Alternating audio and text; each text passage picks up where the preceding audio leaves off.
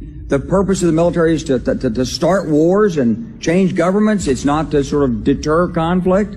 We're going to invade countries, and my mind was spinning. They wanted us to destabilize the Middle East, turn it upside down. Now, did anybody ever tell you that? Was there a national dialogue on this? Did senators and congressmen stand up and denounce this plan? Was there a full-fledged American debate on it? Absolutely not. And there still isn't.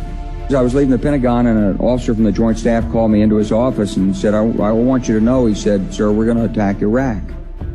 And I said, why? He said, we don't know. He said, I said, well, did they tie Saddam to 9/11? He said, no.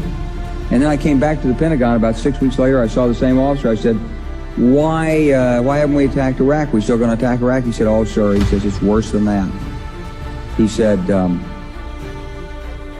he pulled up a piece of paper off his desk. He said, I just got this memo from the Secretary of Defense's office that says we're going to attack and destroy the governments in 7 countries in 5 years. We're going to start with Iraq, and then we're going to move to Syria, Lebanon, Libya, Somalia, Sudan, and Iran.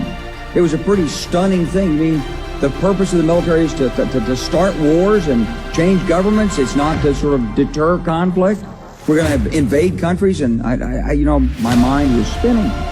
And I put that aside. It was like a nugget that you hold on to. This country was taken over by a group of people with a policy coup.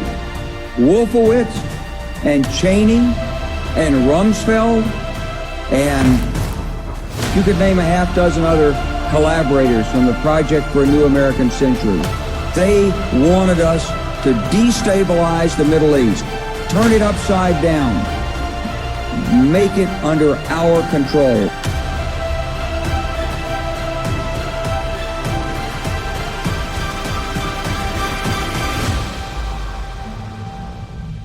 Hi, I'm Wes Clark Jr.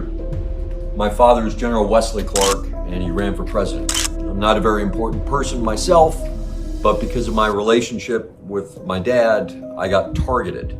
I got targeted by a cult, by foreign nation states, by extremely wealthy individuals, all kind of working together. I'm not the only person this has happened to. Through this targeting, I led 4,000 veterans on a protest in Standing Rock, and my brain was completely destroyed. I'm not the only person this has happened to. I'm not the only veteran this has happened to. There's been a program that's been going on for years, and most people who fall victim to it, they can't tell the story. I describe it in a podcast I did for Midas Touch called American PSYOP. It explains how it works, who's behind it, and the effects it has both on individuals and on our society at large. So if you can, please listen to American PSYOP, but go into it and understand you may not look at the world the same way again.